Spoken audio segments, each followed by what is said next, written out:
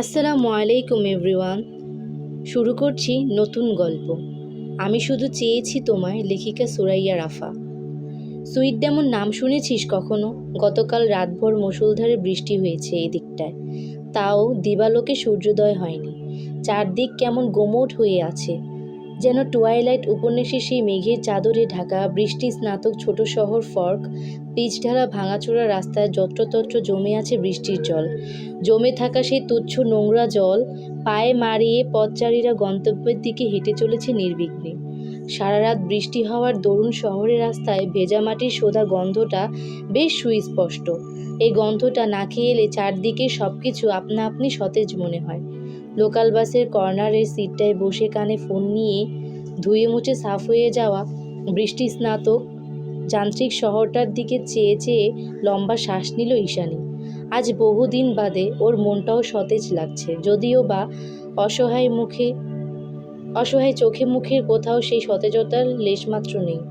ভীত হরিণীর মতো নীলরঙা জলজলে চোখের মণি দুটো তখনও বাসের জানালা ভেদ করে বাইরে নিবদ্ধ তার। এমন সময় হুট করেই উক্ত প্রশ্নটা করে বসে ফোনের অপর প্রান্তের মানুষটা। 18-র মতো মানুষ গাদাগাদি করে দাঁড়িয়ে আছে লোকাল বাসে। প্রতিদিন সকালে কর্মস্থলে পৌঁছানোর এই কঠিন যুদ্ধে কেউ কাউকে এক চুলও ছাড় দিতে নারাজ তারা।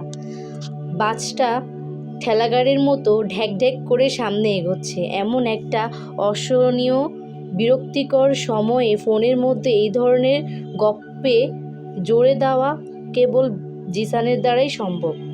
এর বাইরে গিয়েও যদি ভাবতে হয়, তাহলে হয়তো ছেলেটা ঈশানীকে বিরক্তিকর পরিস্থিতিতে সামান্য কমফোর্ট করার চেষ্টা চালাচ্ছে। এই জন্যই এসব দার্শনিক কথাবার্তা বলা। আর কি, ঈশানী যে মেয়ে বুক ফাটবে তবু মুখ ফাটবে না। দেখা গেল প্রতিকূল পরিস্থিতিতে নিজের অসহায়ত্ব কাউকে প্রকাশ করতে না পেরে নিঃশব্দে কেঁদে ভাসাবে দু চোখ। আর জিসান কখনই চাইবে না ওই সুন্দর জলজলে নীলক্লান্তের মনির মতো চোখজোড়া বেয়ে এক ফোঁটা পানিও ঝরে পড়ুক।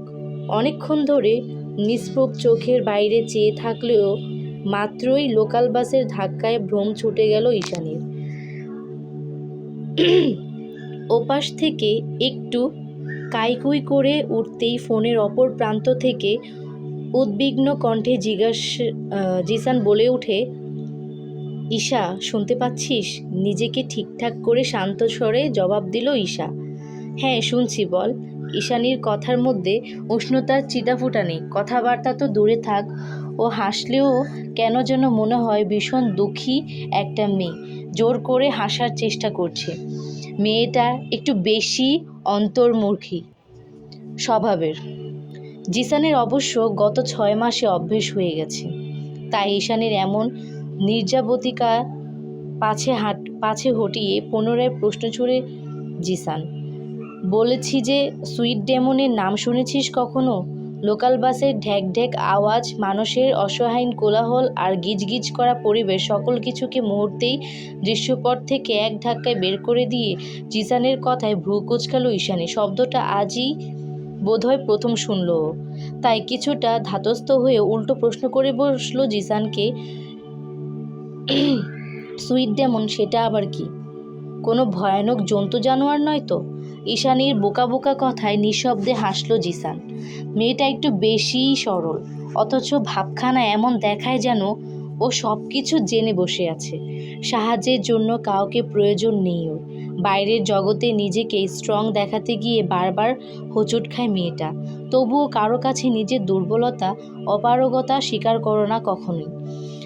পাছে না আবার মানুষ ধরে ফেলে ও আসলে কঠোর নয়, বরং দুর্বল আর অন্তর্মুখী একটা মেয়ে। কারো সাথে চোখে চোখে রেখে কথা বলার সাহস ওর ছোট কলিজাতে নেই। কিন্তু জিসান তো সুকৌশলী আর বুদ্ধিমান। ঈশানীর কোল্ডনেস আর দুর্বলতা বের করে ফেলতে খুব বেশি সময় লাগেনি ওর। সে যাই হোক, আপাতত ওই সব চিন্তা না করে ঈশানীর প্রশ্নের জবাব দিল জিসান। মৃদু হেসে বলল, আরে না, এরা কোনো জন্তু জানোয়ার কিংবা আলাদা কোনো প্রাণী নয়। এরা আমাদের মতোই মানুষ। আমাদের আশেপাশেই তাদের অবস্থান। তারা খুব করে মানুষকে ম্যানিপুলেট আর আকর্ষিত করতে পারে, কিন্তু দিন শেষে তাদের আসল রূপ হয় ডেমনের মতোই ভয়ানক আর কুৎসিত। জিসানের কথা শেষ হতে না হতেই বাস এসে থামলো চাঁদের হাসি সাইনবোর্ড ডাঙানো ক্যাফটার ঠিক সামনে। মানুষের ঠেলাঠেলি সহ্য করে বাস থেকে নেমে যেতে যেতে ঈশা বলল, তোর ডাবল মিনিং কথার মানে আমি বুঝি না জিসান। আমাকে এসব বলে লাভও নেই, কারণ আমার জীবনে এসব সুইট ডেমন টেমন আসার কোনো সম্ভাবনা নেই। কি করে বুঝলি সম্ভাবনা নেই? কথায় বলতে বলতেই বাস থেমে নেমে রাস্তার ফুটপাতে দাঁড়িয়ে পড়ল ঈশা। ফুটপাতে দাঁড়িয়ে রাস্তার অপর পাশে ফুটন্ত তাজা ফুলের ইনডোর প্লান্ট আর চাঁদের ডেকোরেশন দিয়ে সাজানো আধুনিক ক্যাফটার দিকে দৃষ্টিপাত করেও। ঠিক সেখানে ক্যাফের সামনে কানে ইয়ারপড লাগিয়ে পকেটে হাত গুজে শটান দাঁড়িয়ে আছে জিসান। ওদের মাঝে প্রশস্ত হাইওয়ে রাস্তা, প্রতি সেকেন্ডে অন্তর অন্তর সেখান দিয়ে চলাচল করে অসংখ্য দূরপাল্লার গাড়ি ঘোড়া। আর বারবারই গাড়ি যাতায়াতের ফলে বাতাসের ঝটকায় এলোমেলো হয়ে যায় ঈশানীর জামা কাপড় চুল সবকিছু। তবুও কেন যেন বেশ ভালো লাগছে এই দমকা হাওয়া। আজ সূর্যের তেজ নেই, মেঘের চাদরে ঢেকে আছে পুরো আকাশ। হয়তো তাই জন্য অন্যান্য সময় হলে হয়তো জিসানের আগ বাড়িয়ে করা প্রশ্নের কোনোরূপ উত্তরই দিত না ঈশা, কিন্তু আজ দিল। একটা দীর্ঘশ্বাস ছেড়ে শুকনো মুখে ঈশা জানালো, কারণ আমার পরিচিতদের খাতা শূন্য প্রায়। এই জীবনের হাতে গোনা কয়েকজন মানুষ ছাড়া পুরো দুনিয়াটাই আমার কাছে অচেনা জিসান। আর না তো আমি আগ বাড়িয়ে চিনতে চাই কাউকে, কারণ আমার মনে হয় মানুষকে যত চিনতে যাব ততই জটিল হবে পৃথিবী। জীবনের সমীকরণ দ্বিগুণ পোক্ত হয়ে উঠবে। আমি গণিতে বেশ কাঁচা। জীবনের এত ধারালো সমীকরণ মেলানোর ধৈর্য আমার নেই। তার চেয়ে বরং নিজের জগতে একা থাকাটাই সবচেয়ে শ্রেয়। এখন তুইই বল আমায়, আমি যদি মানুষের সাথে মেশার আগ্রহী নাই দেখাই, কোনোরূপ চেষ্টাই না করি, তাহলে সেই সুইট ডেমন আমাকে ম্যানিপুলেট করবেটা কিভাবে? ঈশানীর এত যুক্তির নিচে চাপা পড়ে পিষে গেল জিসানের দার্শনিক চিন্তাধারা, যার দরুন ও টপিকটা বদলে ফেলল।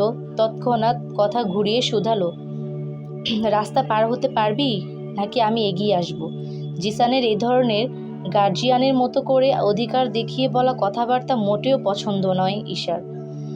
ওকে কেউ দুর্বল ভাবছে, ওর ভেতরের সত্তাটাকে টেনে হিঁচড়ে বের করতে চাইছে। এই বিষয়গুলো ভাবলে মস্তিষ্কের পারদে আন্দোলন করে ওঠে এক অন্য ঈশানী, যে অনেকটা রাগী আর কঠোর মনোভাবের মেয়ে। নিজের অসহায়ত্ব আর দুর্বলতা নিয়ে কথা বললে একটুতেই কেমন আত্মসম্মানে লেগে যায় ভেতরের ঈশানীর। খ্যাপাটে বাঘিনীর মতো তেতে উঠে মেজাজখানা। ভেতরটা তৎক্ষণাৎ মাত্রাতিরিক্ত ক্রোধে চিরিবিড়িয়ে উঠলেও বাইরের নরম তনু সত্তাটা সামলে নেয় সেসব। চোখে মুখে কিছুটা থমথমে ভাব করে জিসানের মুখের উপরই কথা ছুঁড়ে মারে ঈশা। তোকে অনেকবার বলছি জিসান, আমি ছোট বাচ্চা নই, নিজের খেয়াল নিজে রাখতে পারি আমি। তুই আমাকে যতটা বোকা আর দুর্বল মনে করিস, আমি ততটাও দুর্বল নই। পরিবারকে ফেলে এই চিটাগাং শহরে গত 6 মাস ধরে একাই আছি। যেভাবে হোক টিকে তো আছি, আর ভবিষ্যতেও নিজের খেয়াল নিজেই রাখতে পারবো আমি। এখন ফোন রাখ। এক নাগারে কথা শেষ করে নিজেই কলটা কেটে দিল ঈশা। অতঃপর খুব ভয়ে সামনে পা বাড়ালো রাস্তা পার হওয়ার উদ্দেশ্যে। প্রতিদিনই এই হাইওয়ে রাস্তাটা পার হতে গিয়ে কলিজার পানি শুকিয়ে যায় ঈশার। কাজে যেতে লেটও হয় শুধু এই কারণে। তবুও বুকের মাঝে অদম্য সাহস জুগিয়ে কলিজায় হাত নিয়েই প্রতিদিনই এই কাজ করে ঈশা। কিন্তু বিধিবাম ও যে সত্যি দুনিয়ার চোখে দুর্বল আর বোকা প্রকৃতির, সেই প্রমাণস্বরূপ একটা প্রাইভেট কার হুট করেই ঈশানীর শরীরে রাস্তায় জমে থাকা লিটার খানিক ময়লা পানি ছিটকে দিয়ে সাই করে চলে গেল চোখের পলকে। ময়লা পানি শরীরে পড়ার সঙ্গে সঙ্গে চোখ মুখ কুঁচকে গেল ঈশার।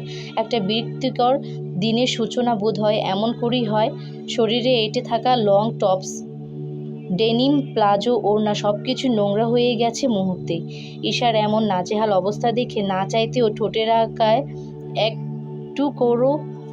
টুকরো হাসি খেলে গেল জিসানের। মনে মনে বলল, কি দরকার আমার সামনে এমন স্ট্রং সাজার? তুই যে ভীত হরিণী সেটা আমি ভালো করেই জানি, বুঝতেও পারি, কারণ তোর ভিতরের দুর্বলতা আর স্বতন্ত্র সস্ততা মুখে স্বীকার না করলেও তোর মাদকের মতো নীলচে কালো চোখের মণি দুটোই তার স্পষ্টতা ধরে রাখে। ক্যাফেতে ফিরে ওয়াশরুমে ঢুকে হাত মুখ আর জামাটা কোনো মতো পরিষ্কার করে বেরিয়ে এসে খাকি কাপড়ে অ্যাপ্রনটা গলায় ঝুলিয়ে কোমরের পিছন থেকে বেঁধে নিল ঈশা। তারপর রেশমের মতো চুলগুলোকে একটা ক্লেচারের সাহায্যে বেঁধে দ্রুত চলে গেল কফি মেকারের কাছে। ততক্ষণে জিসানও এপ্রন পরে সবগুলো কফির অর্ডার টুকে নিয়ে কাজটা দ্রুত হস্তে এগিয়ে দিল ঈশার নিকট। আর এখান থেকেই সূচনা হয় আরেকটি ব্যস্ত দিনের। পতেঙ্গা সি বিচ থেকে মাত্র মিনিট 5 দূরত্বে অবস্থিত চাঁদের হাসি নামক এই ক্যাফেতে গত 6 মাস ধরে চাকরি করছে ঈশানী। জিসান আগে থেকেই পার্ট টাইম করত, এখনও পার্ট টাইমই করে, কিন্তু ঈশানীর ডিউটি চলতে থাকে সকাল থেকে রাত অবধি। ঈশানীর মতো অন্তর্মুখী আর চুপচাপ স্বভাবের মেয়ের সাথে জিসান নামক বাচাল ছেলেটার বন্ধুত্বে যে কী করে তৈরি হলো সেটা এক প্রকার রহস্যই বলা চলে। অবশ্য এই বন্ধুত্বের পিছনে শতভাগ অবদান শুধুই জিসানের। ঈশানীর অবদান শূন্যের কোঠায়। আপনি মনের টান তৈরি না হলে সহজে কারোর সাথে মিশতে পারে না, যার দরুন নিজের চারদিকে তৈরি করে রাখা অদৃশ্য এক শক্তি প্রাচীর। কিন্তু মন যদি কাউকে সেই অদৃশ্য গণ্ডি পার হওয়ার জন্য একবার সায় জানিয়ে দেয়, তবে শত চেষ্টা করেও তার ওপর অনীহা তৈরি করতে পারে না ঈশা। ওর স্বভাবটাই এমন। ভেতরের সত্তাটা কখন যে কার জন্য কোমল হয়ে খোলস ছাড়িয়ে এক নিমিষে বেরিয়ে আসে তা নিজেও খুব একটা ঠাউর করতে পারে না ঈশানী। প্রথম দিকে সেই অদৃশ্য গণ্ডিতে বাধাপ্রাপ্ত হয়ে জিসান ও ধারে কাছে ঘেঁষতে পারেনি ওর। জিসান জানে না ঈশানীর এমন অন্তর্মুখী আর ভীত হওয়ার কারণ। তবে এই স্বভাবের কারণে যে মেয়েটা সবার অপছন্দের তালিকার শীর্ষে সেটাও ভালো মতোই বুঝতে পারে। তবে আশ্চর্যের ব্যাপার হলো এত মানুষের অপছন্দের শীর্ষ ব্যক্তিটি হয়েও ঈশানীর কিছুতেই কিছু যায় আসে না খুব একটা। কিন্তু এত কিছুকে ছাপিয়ে সবার অপছন্দকে গ্রাহ্য না করে জিসান ঠিকই সেই অদৃশ্য গণ্ডি পার হয়ে দূরত্ব ঘুচিয়েছিল নীলচোখের এই অদ্ভুত মেয়েটার সঙ্গে। ভেতরে নরম স্বভাবের ভীত মেয়েটাকে বিভিন্ন পরিস্থিতিতে বিভিন্ন কাজে সাহায্য করা থেকে শুরু করে সবসময় ছায়ার মতো ওর পাশে থেকে ঈশানীকে নিজের কাঠিন্যতার শক্ত খোলস থেকে বের করে বন্ধুত্বের কোঠায় নিয়ে আসা এতটা সহজ ছিল না জিসানের জন্য। যদিও এখনও অনেকটা রহস্য ভেদ করা বাকি পড়ে আছে। তবে ঈশা যে জিসানকে নিজের বন্ধু তালিকায় ঠাঁই দিয়েছে সেটা জিসান উপলব্ধি করতে পারে বেশ ভালো মতোই। ভয়টাও অবশ্য সেখানে। মেয়েটার ওপরে কঠিন হলেও ভেতরে নরম কাদামাটি, মনটা একদম সরল। এই রহস্যময় নিষ্ঠুর পৃথিবীতে একা চলতে গিয়ে যদি সত্যিই মুখোশের আড়ালে থাকা সুইট ডেমন নামক কোনো কুৎসিত শয়তানের পাল্লায় পড়ে নিজের সর্বস্ব হারিয়ে ফেলে ঈশা, তখন কি হবে? শুধুমাত্র এই একটা বিষয় নিয়ে ভয় হয় জিসানের, বড্ড ভয়। টুরিস্ট ইয়ার পাশে অবস্থিত হওয়াতে চাঁদের হাসি নামক ক্যাফের কাস্টমারের অভাব হয় না কোনো কালেই। তবুও যদি প্রশংসা করে বলতে হয় তো গত 6 মাসে এই ক্যাফের কাস্টমারের সংখ্যা গুণে দ্বিগুণ বৃদ্ধি পেয়েছে। মালিকের ব্যবসা লালে লাল। অবশ্য এমনটা হওয়ারই কথা। ঈশা মেয়েটা অসাধারণ কফি বানায়। একবার জিসান ঈশাকে বেশ কড়া গলায় জিজ্ঞেস করেছিল, পড়াশোনা তো করিস না, তাহলে ভবিষ্যতে করবিটা কি? ঈশা তখন মৃদু হেসে জবাব দিয়েছিল, আমার তো বিগ প্ল্যান। জয়া আন্টির মতো এরকম একটা কফি হাউস খুলবো, তারপর তোর আমার মতো কয়েকজন তুচ্ছ কর্মচারী রেখে শুয়ে বসে আরামে লাখ লাখ টাকা কামাবো। পরে আবার নিজেই বলেছিল, হাস্যকর রাইট? প্রতি উত্তরে জিসান বলেছিল, মোটেই না, আমি আছি তো তোর পাশে। ব্যাস, আগুনে ঘি ঢালার জন্য এইটুকুই যথেষ্ট ছিল। জিসানকে যে ঈশার অপছন্দ তেমনটা নয়, কিন্তু ওর অতিরিক্ত অধিকারবোধ বরাবরই অন্য কিছুর ইঙ্গিত দেয় ঈশার মস্তিষ্কে, যেটা ঈশার একটুও পছন্দ নয়। ও চায় না নিজের দুর্বলতা দেখিয়ে জিসানের করুণা পেতে, আর না তো বন্ধুত্বের বাইরে গিয়ে জিসানের সঙ্গে অন্য কোনো সম্পর্ক জড়াতে। কারণ ঈশার মতে জীবন চলার পথে সত্যিকারের বন্ধুত্বের বড্ড প্রয়োজন, যা ওর জীবনে খুব বেয়ার। তাই গোটা জীবন তল্লাশি করে খুঁজে পাওয়া হাতে গোটা 2-1টা বন্ধুকে এভাবে হারাতে চায় না ঈশা। যদিও বা ঈশার বেশ সন্দেহ, যেখানে ওর মতো চুপচাপ একগুঁয়ে স্বভাবের মেয়ের সাথে কেউ মিশতে চায় না, সবাই কোল্ড নয়তো মূর্তি বলে মুখ ফিরিয়ে নেয়, সেখানে জিসান বন্ধুত্ব পাতানোর জন্য একেবারে হাত ধুয়ে লেগেছিল ঈশার পেছনে। এই জন্যই হয়তো জিসানকে এখনও সেভাবে আপন কিংবা কাছের ভাবতে মনের মাঝে শয় কাজ করে ঈশার। তাই তো বন্ধু হয়েও জিসান আর ওর মাঝে মনের দূরত্ব অসীম। জিসান অবশ্য এটা মনে করে না। জিসানের মতে ঈশা আমার বন্ধু, তার মানে ওর ওপর আমার অনেকটা অধিকার বোধ রয়েছে। দুপুরের দিকে লাঞ্চ ব্রেক শেষ হতেই ঈশা যখন নতুন উদ্যমে কফি বানাতে শুরু করে, ঠিক তখনই জিসান এসে জানায় ক্যাফের মালকিন জয়া আন্টি এসেছেন। জিসানের মুখে কথাটা শুনে বেশ খুশি হলো ঈশা। জয়া আন্টির সঙ্গে কি দরকারি কথা আছে বলে জিসানকে কফি মেকারের সামনে দাঁড় করিয়ে রেখে তাড়াহুড়ো করে সামনে ক্যাশ কাউন্টারের দিকে এগিয়ে যায় ও। জয়া আন্টি তখন মুখের লালায় আঙ্গুল ভিজিয়ে টাকা গোনায় মনোযোগী ছিল। দেখতে শুনতে ভীষণ সুন্দরী, দুধে আলতা রাঙা ষাটোর্ধ্ব এই জয়া আন্টি ভারী মিশুক মহিলা। ক্যাফের প্রত্যেকটা কর্মচারীর সঙ্গে তার ভাব গলায় গলায়, অথচ গত 6 মাসে ঈশার সঙ্গে প্রয়োজনের বাইরে একটা কথাও হয়নি তার। কি করেই বা হবে, মেয়েটা ভারী চুপচাপ। ক্যাফেতে ঢুকে সারাদিনে একটা কথা বলে কিনা সন্দেহ, যার দরুন জয়া আন্টির খুব একটা পছন্দ নয় ঈশানীকে। পছন্দ হওয়ার কথাও না। ক্যাফের মতো একটা জায়গায় সুন্দর হাসি দিয়ে মন ভুলানো কথার জোয়ারে কাস্টমারদের মন জয় করতে না পারলে সে আবার কেমন ধারা কর্মচারী। নির্ঘাত মেয়েটার হাতের কফি মারাত্মক সুস্বাদু, নয়তো একে বহু আগে কাজ থেকে ছাঁটাই করে দিতেন তিনি। সে যাই হোক, আপাতত কিছু বলতে চায় মেয়েটা, সেটাই শোনার পালা। ঈশাকে দেখতে পেয়ে টাকা গোনা বন্ধ করলেন জয়া আন্টি।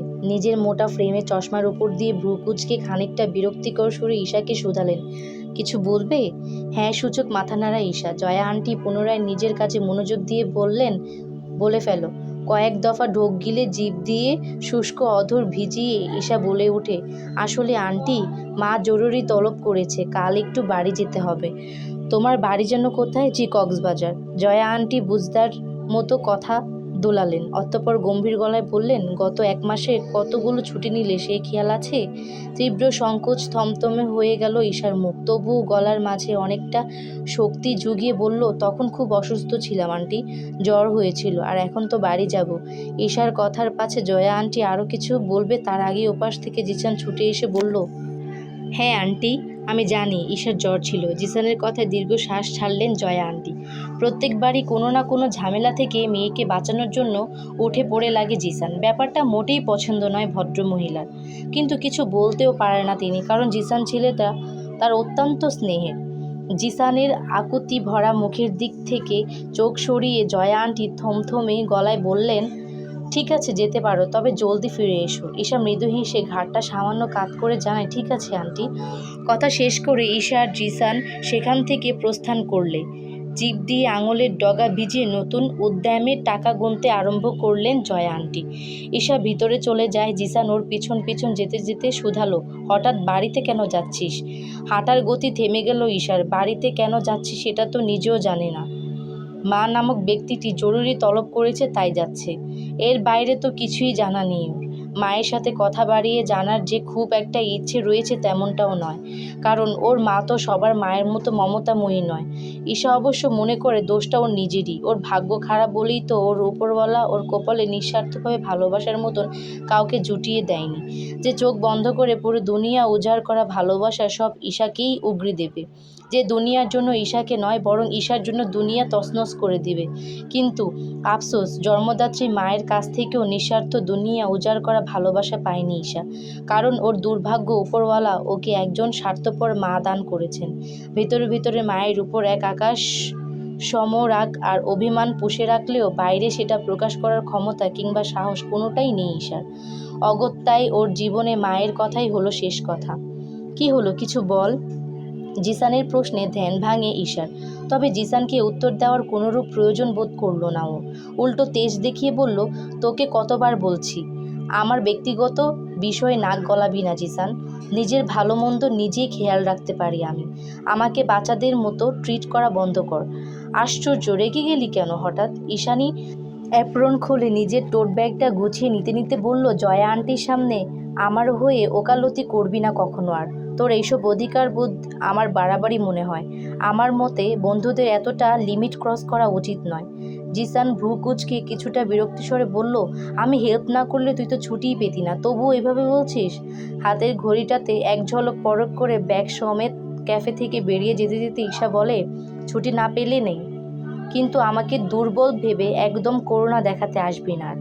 আর ভাই, আমি তোকে করুণা কেন দেখাতে যাব আজই?